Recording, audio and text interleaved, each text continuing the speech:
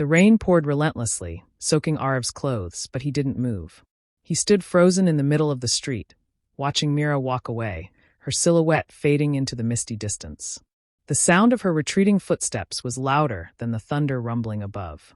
He wanted to call out to her, to stop her, to remind her of every promise they had made. But his voice failed him, just like fate had. Arev had always believed that love was the purest, most sacred emotion. It was supposed to bring light, warmth, and joy. But today, standing in the cold, shivering not just from the rain but from the hollow ache in his chest, he questioned everything. 2 years ago, the beginning of a beautiful love. Love had come to him unexpectedly, like the first drop of rain on parched land. Arev and Mira had met in college, two souls drawn together like the sea and the shore. Their love had been effortless, innocent, and full of endless dreams. Late-night phone calls, stolen glances across the library, whispered secrets in the college corridors. Every moment had been precious. Mira was everything Arev had ever wished for. Her laughter was like music, her eyes held the stars, and her presence made the world a better place. He had never believed in destiny until he met her. She was his destiny, his future. And she had loved him just as deeply. "No matter what happens," Mira had once said, her fingers entwined with his, "I will always choose you, Arev." But promises are fragile things in a world ruled by expectations. Love versus society, the unseen chains.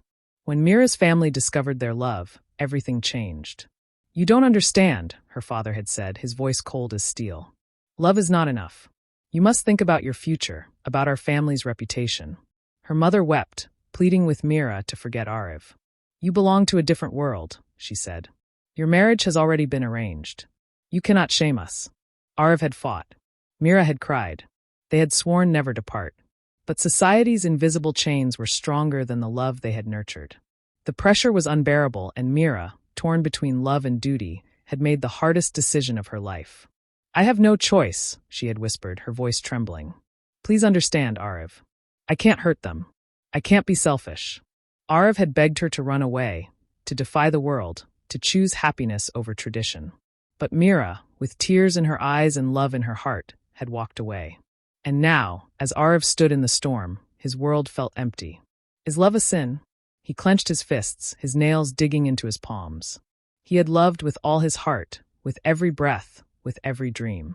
If love was so pure, why did it bring so much pain? Was love truly a sin? No. Arev knew that love itself was never wrong.